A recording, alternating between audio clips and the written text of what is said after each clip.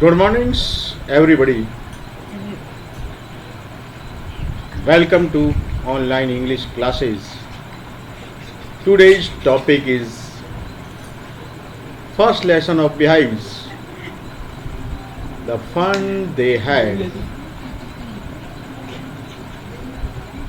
We read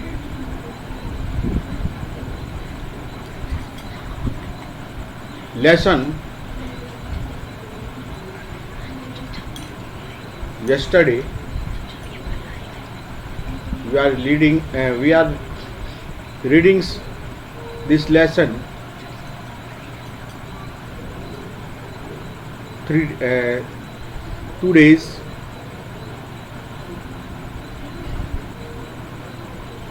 So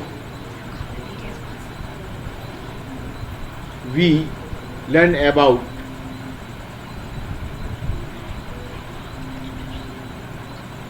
we have learned about to this type of stories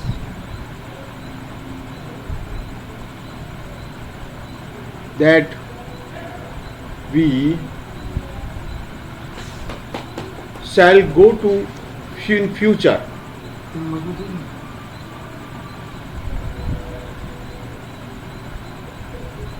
हमने अब तक इस लेसन में ये पढ़ा कि आज से 150 साल बाद स्कूल कैसा होगा और मार्जी को स्कूल से घृणा होती।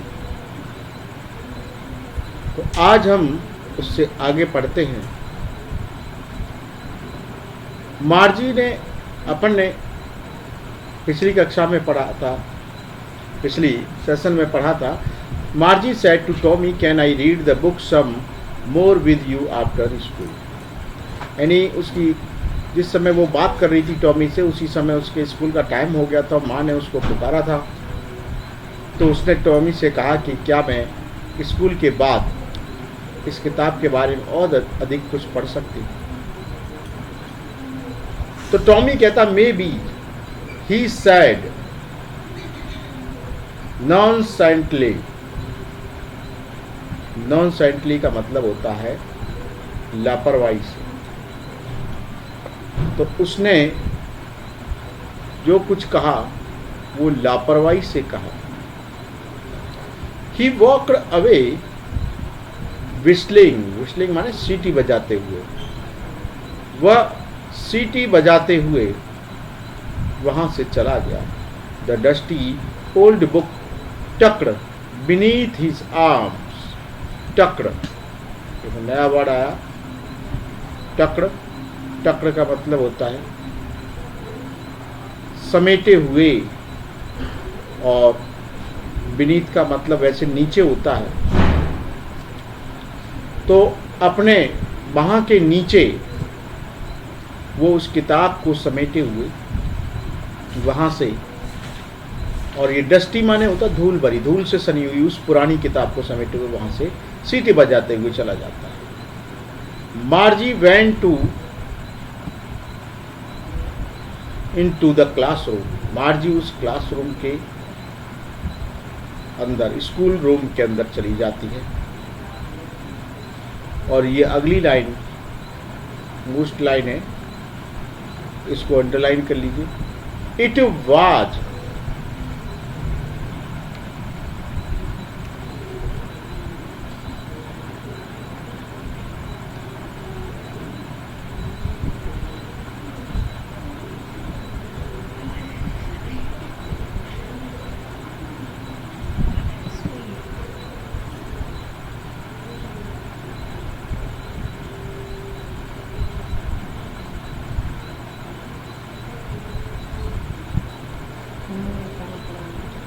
It was right next to her bedroom, and mechanical teacher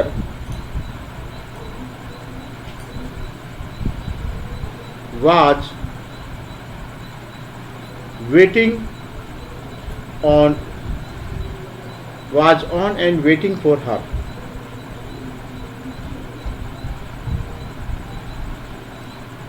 यानी उस समय, जिस समय वो स्कूल रूम में प्रवेश करती है, और वो स्कूल उसका कहाँ पर था, ये एक मोस्ट इम्पोर्टेंट क्वेश्चन है। उसका आंसर है कि उसका स्कूल जो था बेडरूम के अगले कमरे में, यानी शयन कक्ष के बगल वाले कमरे में उसका स्कूल था।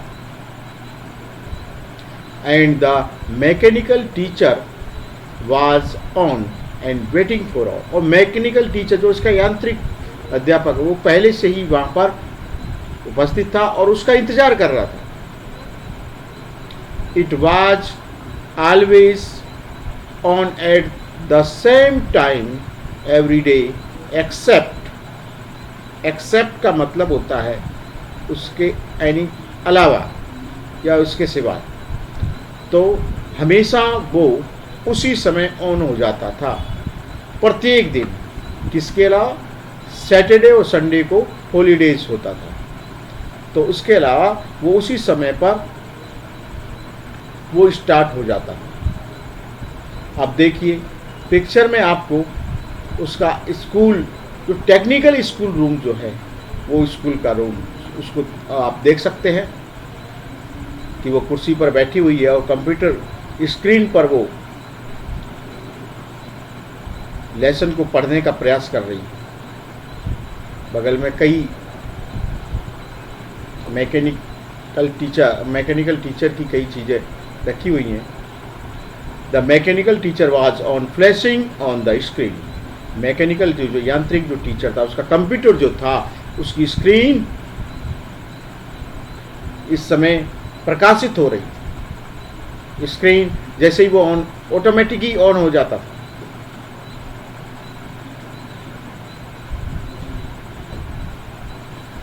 बिकॉज हर मदर सैड, क्योंकि उसकी माँ कहती थी, little girls learned better if they learned at regular hours, यानी उसकी माँ कहती थी कि छोटी जो बच्चियां हैं, छोटी लड़कियां हैं, वो अच्छा सीख सकती थी यदि वे नियमित रूप से कुछ घंटे पढ़ें। तो ये तो वैसे भी इम्पोर्टेंट चीज़ है कि नियमित रूप से अगर हम कुछ समय तक पढ़ेंगे तो निश्चित रूप से उसमें आपको बहुत ज़्यादा इम्प्रूवमेंट मिलेगा। The screen was lit up, screen जल चुकी, यानी जल चुकी तो मतलब तो नहीं कह सकते, लिट अप का मतलब होता प्रकाशित होना, आप कह सकते हैं, उसको नोट कर सकते हो, प्रकाशित होना इसको कह सकते हैं। And it said today's arithmetic lesson is on the addition of proper fraction. Proper fraction का मतलब होता है सरल भिन्न।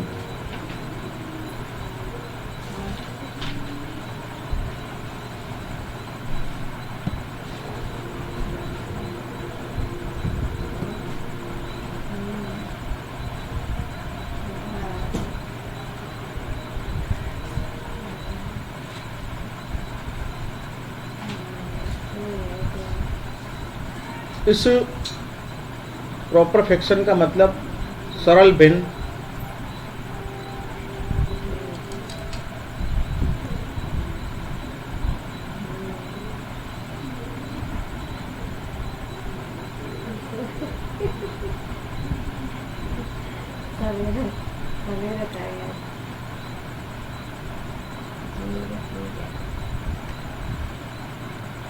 तो उसने उससे कहा कि आइए आज हम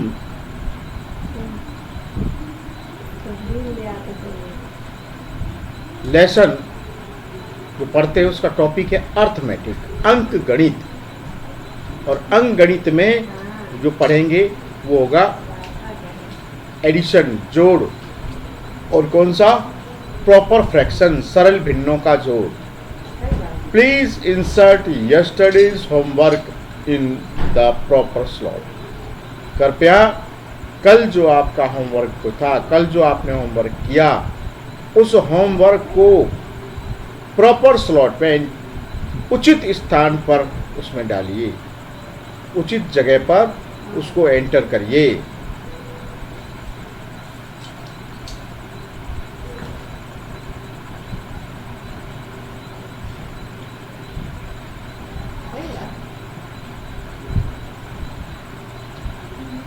मार्जी डिड सो विद ए साई। मार्जी ने ऐसा ही किया और एक लंबी राहत की सांस ली। साई का मतलब एक लंबी राहत भरी सांस जो लेते हैं, तो उसको कहते हैं। She was thinking about the old school they had when her grandfather's grandfather was a little boy, यानी वो सोच रही थी कि पुराने समय में स्कूल कैसे होते होंगे।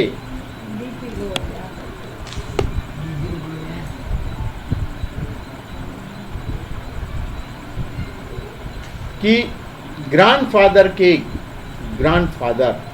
ने जब वो एक छोटे बच्चे होंगे, जब उन्होंने जो कहा वो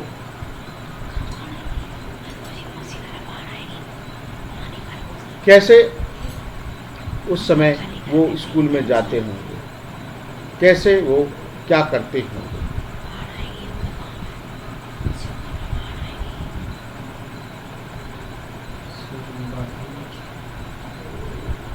All the kids from the whole neighborhood came. आड़ोस पड़ोस के जितने भी बच्चे होंगे वो सब वहाँ आए होंगे। Laughing and shouting in the school yards. और वो उस स्कूल के यार्ड माने आंगन कहते हैं। अब स्कूल का यार्ड मतलब स्कूल का अहाता होता है। और उस स्कूल के आंगन में, स्कूल के ग्राउंड में वो हंस रहे होंगे, चिल्ला रहे होंगे। Sitting together in the school room, और वो उस स्कूल के कमरे में एक साथ बैठते होंगे।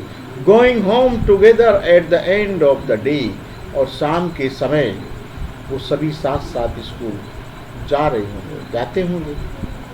They learned the same things, वे सभी एक ही चीजें सीखते थे। So they could help one another with the homework, तो इस कारण वे एक दूसरे की होमवर्क में मदद भी कर सकते थे। एंड टॉक अबाउट इट, और इसके बारे में वो बातचीत भी कर सकते हैं। यानी टीचर अगर कोई बताता है और उसको स्टूडेंट क्लियरली नहीं समझ पाता है तो अपने सहपाठी से भी अच्छी प्रकार से समझ सकता है, लेकिन शर्त ये है कि सहपाठी को भी वही चीज़ समझाई गई हो और उसके अच्छी प्रकार से समझ में आ गई हो। And the teachers were people, और सबसे अच्छी बात थी कि उस समय अध्यापक व्यक्ति ही होते थे। The mechanical teacher was flashing on the screen, यांत्रिक टीचर की स्क्रीन जो है फ्लैशिंग कर रही थी, प्रकाशित हो रही थी, और उस पर लिखा आ रहा था when we add fraction 1/2 and 1/4, यानी उस पर लिखा आता अब हम फ्रैक्शन जो है, जो भिन्न है 1/2 और 1/4 को जोड़ेंगे। मार्जी was thinking about how the kids must have loved it in the old days. मार्जी अब भी सोच रही थी कि उस पुराने समय में बच्चे किस प्रकार से उस स्कूल का आनंद लेते होंगे, किस प्रकार से बच्चे स्कूल जाते होंगे। पुराने दिनों में कैसे वो आनंदित होते होंगे। She was thinking about the fun they had. वह ये सोच रही थी कि वो उस समय कितना आनंद लेते होंगे। यानी इसीलिए इस मार्जी की थिंकिंग के कारण ही इस लेसन का नाम द फन दे हैड रखा गया, कि आनंद जो वो लेते थे। कि उसके दिमाग में अब भी ये विचार घूम रहा है कि वो पुराने समय, अब उसको पुराना समय का स्कूल बहुत अच्छा लग रहा था, क्योंकि एक तो अकेले पढ़ते पढ़ते बोर हो जाते, एक सभी के साथ पढ़ते तो उसका आनंद ही कुछ अलग होता है, अच्छी और ज़्यादा सीखते हैं, सहयोग की भावना आती है। तो ये सब बातें सोच सोच के उसकी मार्जी का मन जो है स्कूल के प्रति आकर्षित हो रहा था। लेकिन वो उस समय के स्कूल के प्रति नहीं, जो पुराने समय में जो स्कूल चल रहे थे उनके प्रति आकर्षित हो रहा था। तो ये अपना फर्स्ट लेसन जो था वो कंप्लीट हो गया है। अब इसमें कुछ इम्पोर्टेंट जो क्वेश्चन हैं उसको हम देखते हैं। तो कुछ क्वेश्चन अपन इसमें हल कर चुके हैं, जैसे how old are Margie and Tommy, ये हल कर चुके हैं। What did Margie write in her diary, Margie ने डायरी में क्या लिखा, आपने इसको भी हल कर लिया। Had Margie ever seen a book before, क्या मार्जी ने इससे पहले कभी कोई किताब देखी थी। तो इसमें तो जो प्रश्न, इसमें इस चीज़ का ध्यान रखें, जो प्रश्न हेल्पिंग वर्ब से शुरू होता है, is, are, am, has, have, had, will, shall, इनसे शुरू होता है, डू या डज से, तब आपको आंसर जो है वो यस या नो में ही देना होगा। अगला है what things about the school did she find strange, यानी उस ऐसी क्या चीज थी जो उस स्कूल के बारे में उसको अजीब बातें जो थी, जो उस पुस्तक के विषय में उसको लगी। तो इसमें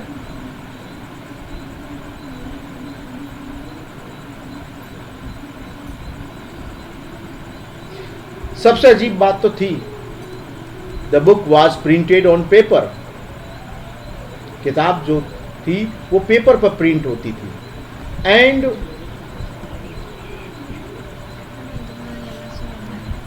its word did not move as the words of her books, any books on screen did, यानी उसकी शब्द इस प्रकार से नहीं चलते थे जैसे उनके अब स्क्रीन पर चलते थे। ये इस प्रकार की वो अजीब सी चीज उसको लगी थी। अगला है what do you think a telebooks is, telebooks क्या होती है, ये भी एक इंपॉर्टेंट क्वेश्चन है।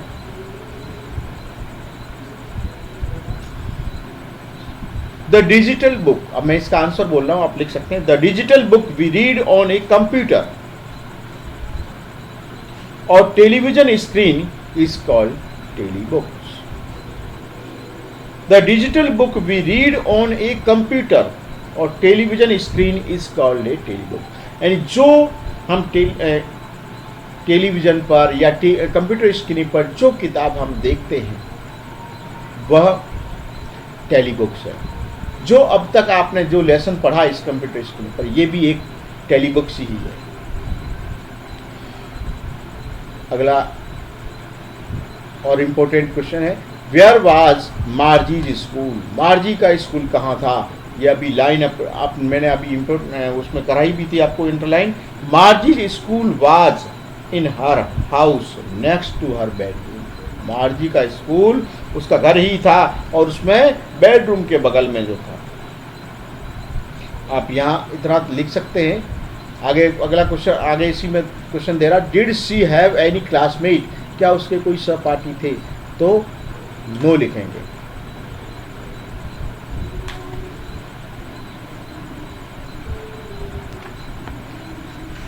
वो केवल अकेली ही वहां पर पढ़ती थी। हालांकि ज़्यादा भी लिख सकते हैं लेकिन अब लिखने की आवश्यकता नहीं है। What subject did मार्जी and Tommy learns, इसको भी इम्पोर्टेंट ही माने कि वो कौन कौन से विषय थे जो मार्जी और टॉमी पढ़ते थे। तो मार्जी Tommy learned almost every subject from their mechanical teacher.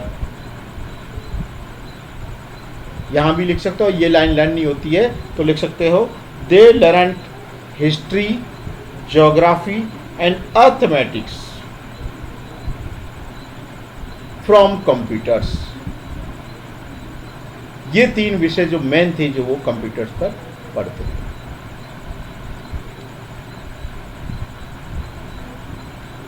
अगला क्वेश्चन कहता है answer the following reference to stories.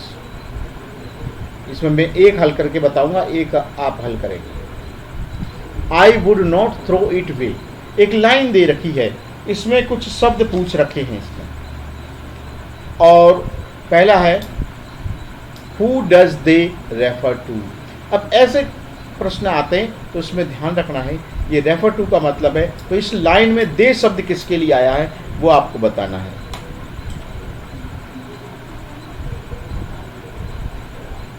ये गलत मैं पहला क्वेश्चन मैं हल करा रहा हूँ और आपको दूसरा क्वेश्चन बता दें.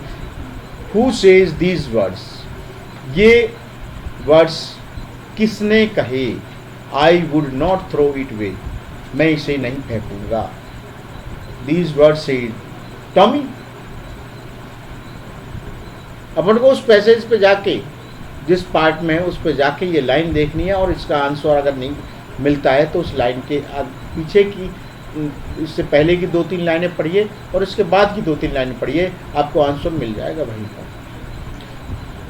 What does it refer to. अब इस लाइन के अंदर इट किसको रेफर करता है तो वो आपको देखना है. रेफर टू का शब्द इसीलिए आता है अगर पूछने के लिए, तो it refer to television screens on which the digital book appears. It जो है it refer to television screen, इतना ही लिख सकते हैं. What is it being compared with by the speakers. Speaker की जो तुलना है, वक्ता की तुलना किससे की जा रही है. ए television screen is being compared with A printed book by the speaker. यानी टेलीविजन स्क्रीन को कंपेयर किया जा रहा है, वक्ता की तुलना टेलीविजन स्क्रीन की प्रिंटेड बुक से कंपेयर की जा रही है. अगला क्वेश्चन इसी प्रकार आप स्वयं देखेंगे.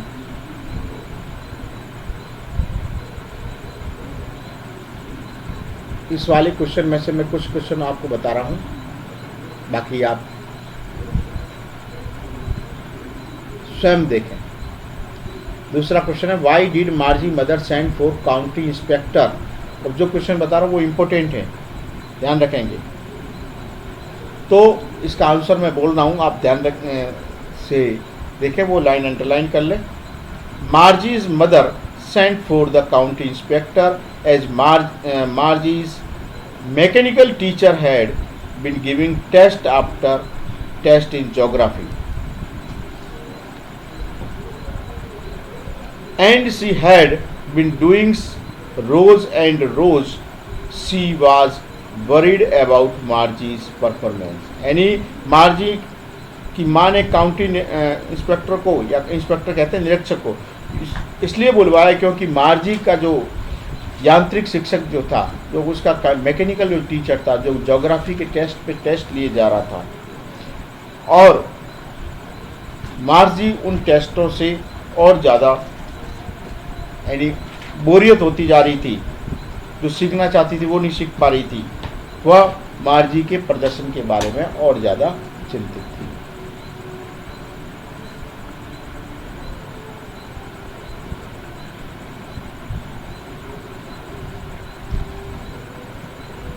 अगला है why was Margie doing badly in geography, what did county inspector do to help her. हालांकि ज़्यादा इम्पोर्टेंट नहीं है, फिर भी इसका आंसर बता देता हूँ. मार्जी was doing badly in geography because, जो क्वेश्चन वाई से शुरू होते हैं उसे बिकॉज से भी कह के आंसर लिख सकते हैं. Because the geography sector in her computer was gears a little too, यानी उसका जो स्तर लेवल था वो कुछ फास्ट था, इस कारण वो ढंग से काम नहीं कर पा रही. County inspector slowed the geography sector up to an average 10 years level. अब उसने क्या किया, उसको 10 साल के बच्चे के स्तर तक उसको ठीक कर दिया। मार्जी could do well in geography, और मार्जी अच्छी प्रकार से ज्योग्राफी में कार्य कर सकती है।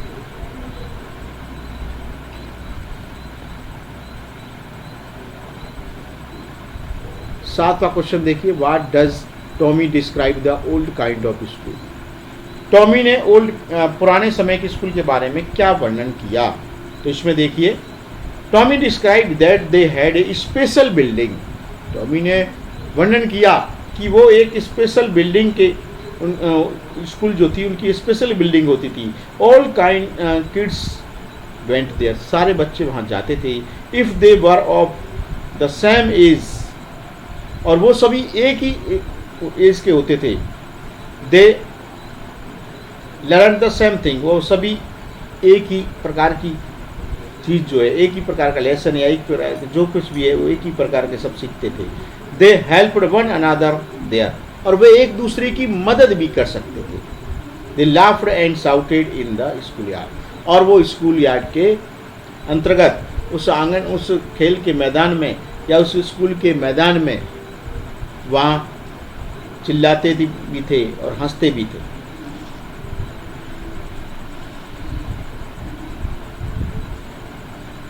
और एक लास्ट का क्वेश्चन है, how does he describe the old kind of teacher. वह ओल्ड काइंड के टीचर के बारे में कैसे डिस्क्राइब करता है, इसको भी मैं आपको आंसर बता रहा हूँ।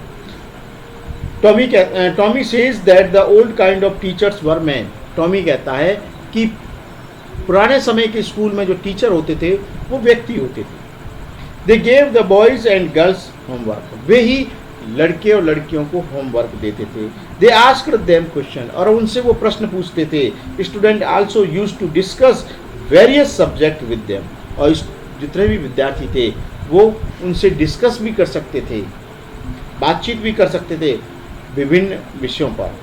The teachers were smart enough, यानी वो टीचर जो होते थे वो बहुत ही विद्वान होते थे, काफ़ी चतुर होते थे। किसी भी स्टूडेंट को उनके ही लहजे में उनको समझा सकते थे किसी बात। अब ये लॉन्ग क्वेश्चन है, एक लॉन्ग क्वेश्चन आपका जरूर आता है। लास्ट ईयर एग्जाम में तो लास्ट ईयर एग्जाम में तो 2 आए थे। What are the main features of mechanical teachers and school rooms and Margie and Tommy have in the school?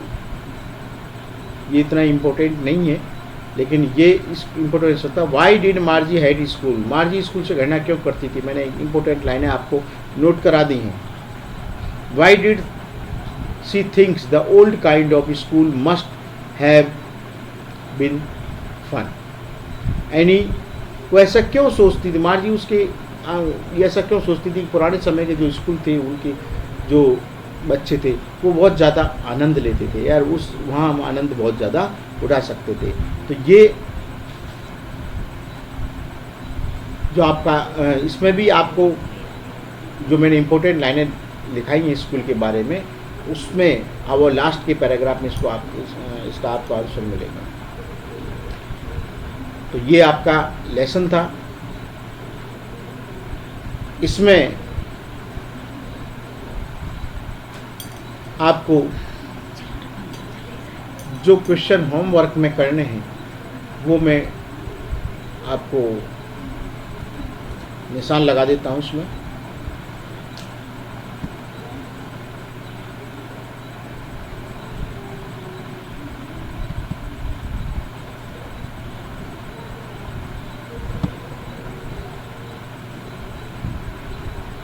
जो क्वेश्चन में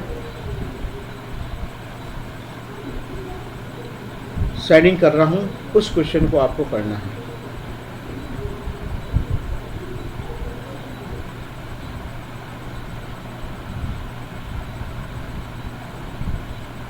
पहला, फर्स्ट, सेकंड,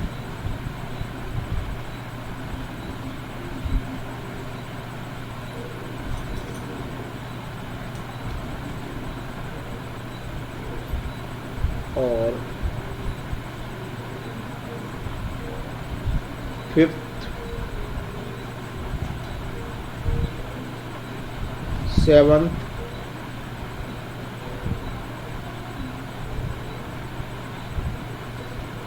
फिर आ जाइए सेक्शन 3rd में,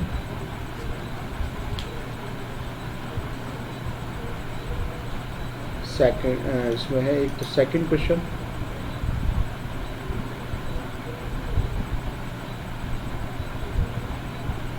फिर आ जाइए 7th and 8th क्वेश्चन,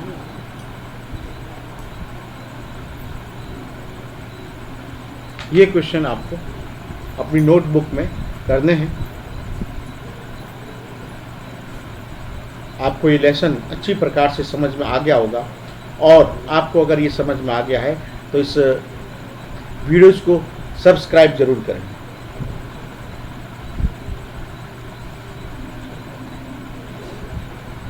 और अपने कमेंट ज़रूर डालें इस वीडियो में कि इसमें आपको कैसा लगा ये वीडियो।